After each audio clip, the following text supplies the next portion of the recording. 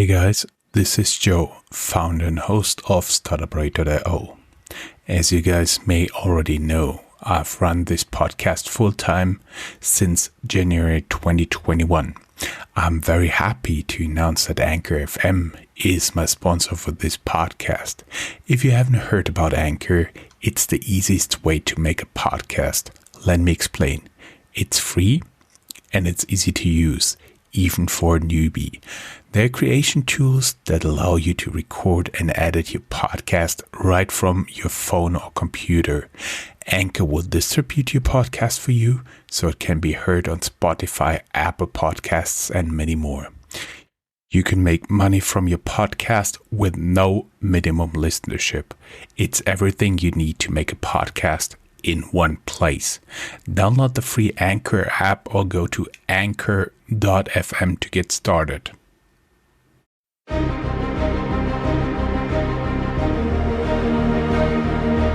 Welcome to Startuprad.io, your podcast and YouTube blog covering the German startup scene with news, interviews, and live events. Hello and welcome everybody. This is Joe from Startuprad.io, your YouTube blog and startup podcast from Germany in English. Today I'm in the office of a Fintech here in lovely Frankfurt, and it's the first Fintech ever to IPO in Germany. And I do have the COO here with me. Hello, welcome. Hi, good morning. Good morning, everybody. Would you briefly introduce yourself to our viewers? Yes, sure. So my name is Daniel Bartsch. I'm a founding partner of Creditshelf and a member of the executive board. I look after the client side of our business as well as the daily operations of our lending operations. And you are a fintech. But before that, you have some experience before. I did a little bit stalking and found you've been not only a former banker, but also a former consultant. How did it help you? Yeah, so absolutely. I think in my prior life, actually, this is my third career here with Creditshelf. In my prior life, I was working as a management consultant. That's basically where I started off my career. Initially, my aspiration was to get a broader sense of the economy, and therefore working as a consultant obviously is extremely helpful because you get insights across different industries in a very short time frame. I then basically focused more on financial services and banking.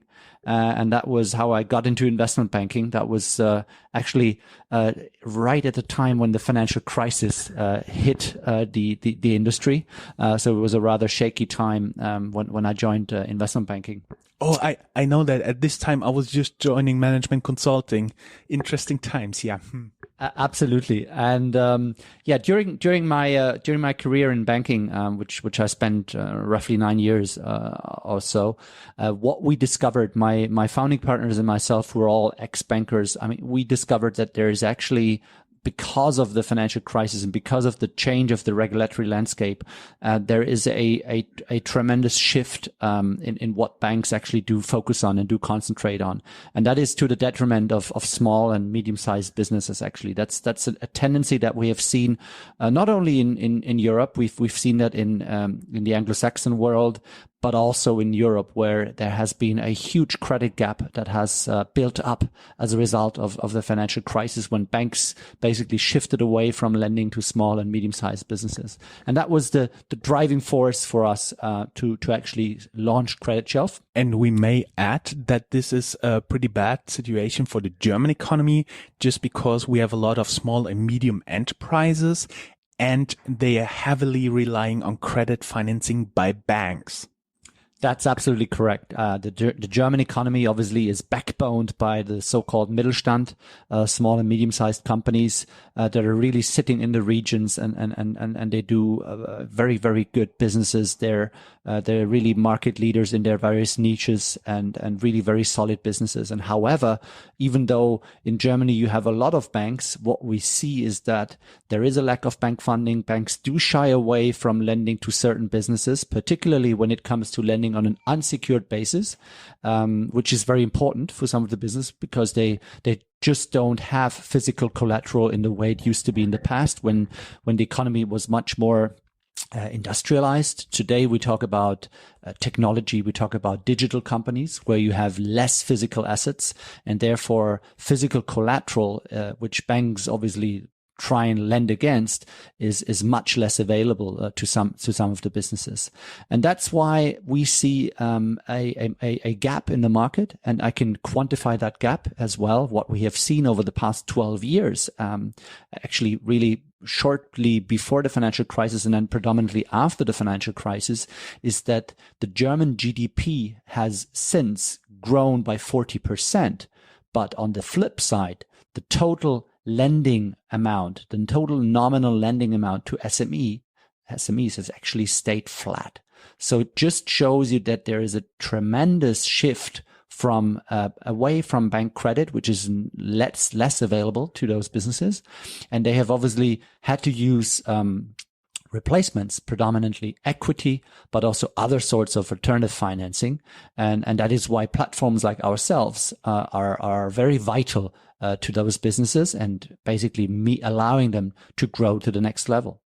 We may also add that some of the rules that are changing this game are basically from the bank side, and they have regulation that they need put more and more equity behind risky credits. And so all SMEs considered risky by a bank internally, they are not more profitable to lend at the current rates. So therefore, the SMEs have to look around. That's correct. There's two driving forces behind that, impacting the economics from a bank perspective when they lend to SMEs. So one is, as you've correctly identified, is the capital underpinning, which is very expensive, particularly when you lend on an unsecured basis against a smaller type company, which usually is also not a top rated credit. And then on the other side, you look at process costs. And what we find in the banking space, and that's really throughout the different geographies. That's not just a phenomena that's valid for Germany or for France. It's basically, if you look throughout the landscape, you find that banks are using very old style manual analogous processes, and they're not using digital data. They're not using automized processes, and they're absolutely not efficient when it comes to their credit processes. And that, of course, makes it very difficult if you lend smaller tickets. Of course, the profit margin, if you lend a small ticket, is smaller than if you go into the large ticket lending. And that is why these process costs matter for banks as well. And that's why some of those banks, we see them shy away actually from that market. And you come and play. And how do you actually do that? How does your Creditshelf work? Yeah, so Creditshelf at the essence is an SME lending platform. It's based on a marketplace model. That means on one side we have borrowers that we source through various different channels that come and find us. And on the other side, we have a network of professional and institutional investors who are actually very interested in that asset class because it provides very attractive yield reward characteristics to those institutional investors, particularly in the current interest rate environment, which is obviously characterized by very low yield. And on the other side, basically you see that all other public assets are trading at very high levels. And that makes the private debt segment very attractive, and in particular when it comes through an automated origination engine, it's a very very attractive value proposition to an investor. So the way we work is that our credit process is highly automized. We use proprietary algorithms to quantify and qualify applications that come in through our website, that come in through business partners, and basically filter them out right at the beginning so that we can, in a later stage of the process, that we can focus on the credits that we think are attractive in the first place. And that is a lot of that. What we actually do in the day-to-day is refining the algorithm, making sure that we get access to raw data. Every business at the essence, the information that they have in their accounting systems is digital. The problem is that the moment they create an annual report, and they print that annual report, and somebody obviously has a physical copy of that annual report and starts to distribute that, it's very difficult to basically bring that back into the digital state, right? And that's why in our process, we rely on having access to digital data as well as to, I would say, scanned copies, of course, in certain instances. But what we try and do is we try and get access to the raw data, okay, to the numbers behind those annual reports. And then we have them in our system. We can basically work with instantaneous analysis. And I was just thinking not everybody out there understands what origination means. Could you just elaborate just a tiny bit on that? Yeah, sure. So when we speak about origination, we're actually talking about the concept of, on one side, sourcing a client, sourcing a borrower, i.e. a company that wants to borrow money through the credit market, which here is our platform. And on the other side, origination also means actually extending credit to that company. So when we originate a loan, that means on the other side, as let's say, as a flow of business, there's actually money flowing to that business. We technically we're not a bank. We don't have a banking license. That means we are actually just a broker, if you want to call it that way, from a legal perspective. However, the value chain that we cover is the entire credit value chain. The German regulation is very strict. You have to have a banking license if you want to extend loans to individuals or to businesses.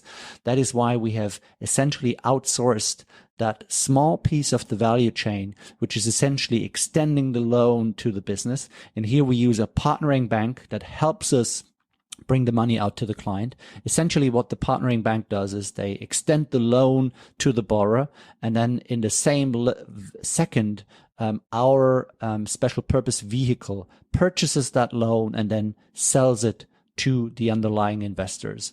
So that's the concept that we had to put in place to be regulatory compliant when we talk about originating the loans. That is a pretty cool business model. In the back of my mind, there have been tingling two startups that do similar things. One of them is Funding Circle, may or may not be one of your direct competitors, as well as Lending Club in the US. Disclaimer, I hold a small stake in it, but the shares didn't perform too well recently. Can you just show a little bit the difference between you and them? Yes, sure. So both Lending Club and Funding Circle are using our marketplace lending model, which is the same model that we actually use. That means they typically don't take principal risk when they facilitate lending transactions to their clients, because the ultimate risk actually sits with the various investors that are purchasing those loans. I think there are a number of differences when it comes to Lending Club and also Funding Circle. Probably Funding Circle is closer to what we do because they also lend to SMEs, whereas Lending Club is a consumer lending platform essentially. Funding Circle is an SME lending platform. They're probably the biggest at the moment in Europe. They are also lending to German SMEs, by the way. So they have a presence here in the German market. They are not really a competitor to us because the segment that Funding Circle are actually targeting is the smaller segment. So it's more the smaller type businesses, typically smaller type companies or professional individuals that seek smaller tickets of loans. So to put things into comparison, Funding Circle's loans, I believe, are starting somewhere around 10, 20,000 euros, and they go up to potentially 200,000 euros or so. Our loans at Creditshelf, they start at 100,000 and go up to 5 million. So our companies are probably significantly larger, so more established Mittelstand companies. What we do is we really look, we need to have substance in the businesses that we need basically for our analysis. So if you compare our credit process to Funding Circle, probably Funding Circle are the individual behind the business is very important to them, because these are small businesses and a lot of the credit worthiness of that business relies with the individual. Therefore, the scoring model that they use is what we would probably refer to as a consumer plus scoring. So essentially look at the consumer, they look at the individual behind the business, they score that individual, and then they of course do also score the business, but essentially the credit worthiness is with the individual. In our world, the credit worthiness actually is with the company. The individual behind matters. It's very important to understand that the individual is a clean person, that they're not involved in any dubious activities, and that they have their personal financial situation, that they have that well established and that it is clean. But on the flip side, really the essence of the analysis that we apply is the company and the ability of the company to repay the loan out of its cash flow and operations. And then, of course, you still look at the individuals behind, but for us, it matters much less than if you have a very, very small, say 5 or 6 people business, where, of course, a lot of that business substance sits with the owner. Mm-hmm. That is very interesting for everybody who speaks German. We'll try to link the interview with your former CTO as well as Zendesk, which was then bought by Funding Circle and established their presence here in Germany. And I just now wanted to touch on how it was for you, especially the process of getting to an IPO, because you are not only the first fintech ever to be listed in Frankfurt, you're right now the only one to be listed in Germany. Yes, that's correct. Our IPO has been the first pure play fintech IPO in Germany, and we're of course a little bit proud about that, to be honest. What was the driving factor behind that? I think from our perspective, and that's the reason why we chose to go into the prime standard of Frankfurt Stock Exchange, is to become more transparent and also to get a bit of a stamp of confidence and reliability towards partners that we work with in the day-to-day business, institutional partners predominantly, be it on the investor side or be it when it comes to multiplying our business. And here we particularly use bank corporations as a channel for future clients that come to Creditshelf and receive loans through our process. Here what we see is it's very important to those institutional partners to have a credible counterpart that they have trust in and that they believe it will be around the corner in a couple of years' time as well. And that was the reason why we essentially went public, to give them a signal saying, look, guys, we're here for good. And on the other side, we have the financial resources, to build our business. We could have probably received the funds through private channels as well. Would have probably been slightly less costly as well. But on the other side, as I've said, being public is a benefit of itself. It means that in our case, we of course publish on a quarterly basis. We provide a lot of transparency to stakeholders around us that want to do business with us, and that's very important. And also, lastly, not least, certainly, is the fact of motivating the staff and the employees, and literally what you have when you're a public company. Of course, you have some sort of a currency that you can also use in remuneration, and that's also very important for us because labor market is very tight, and we need to attract the best talent in the market, and therefore that sets us ahead of some of the competition in the labor market. Well, that was most of the stuff I want to know from you. Just to tease you a little bit, there's one question I like to ask my interview partners before we close the interview. And here it comes. If your life would be either the title of a movie or of a book or a combination of both, what would it be and why? Yeah, I think I in my spare time I actually like to read books if I ever find the time to do so. On the flip side, I think in this day and age, movies and pictures that are actually moving, i.e. a movie, is very attractive. So I think, I think you can probably bring over much more impressions in a movie. I think the book relies more on the fantasy and activating, everyone's brain to think about and illusionize or visualize essentially what's going on in the book. I personally think I would go for the movie. Which movie? Which title?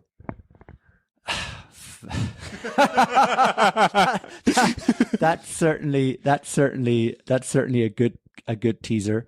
If it would depict my life, I think it would be something like, from ground going to the next level, going further against all boundaries, because that's what you face in real life as well as in business life. You face a lot of boundaries and barriers, and you should just never stop. You need to manage around them. You need to manage to find your way around them and overcome these. And I think that's also what describes Creditshelf at the heart.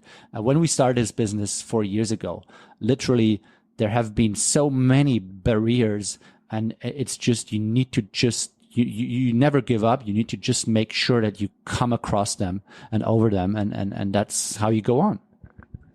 And if somebody's out there who wants to get listed like yesterday, what was your best top recommendation for them be? I think from our perspective,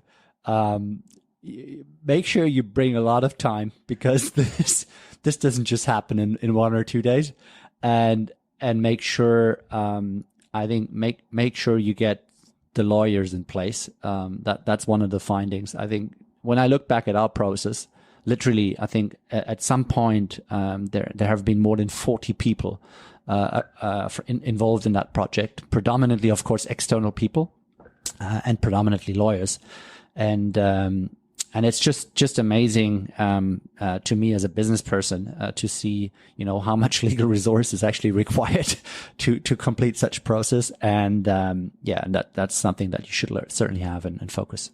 Just out of curiosity, my last question: how long did the process take from like we want to IPO till ding ding ding we're here?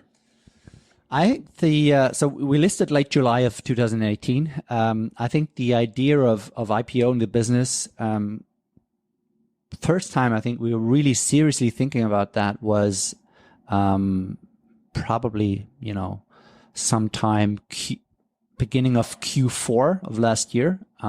So sometime in October, we really started, thinking about this as a serious potential avenue for us to grow the business and bring it to the next level.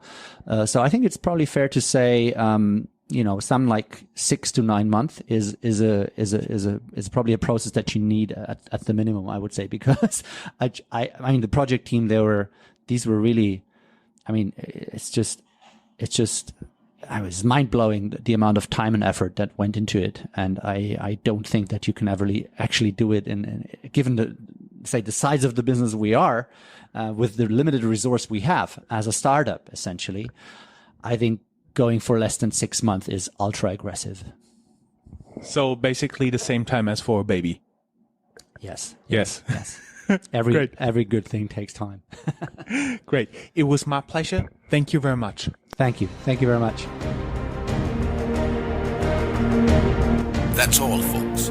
Find more news, streams, events, and interviews at www.startuprad.io. Remember, sharing is caring.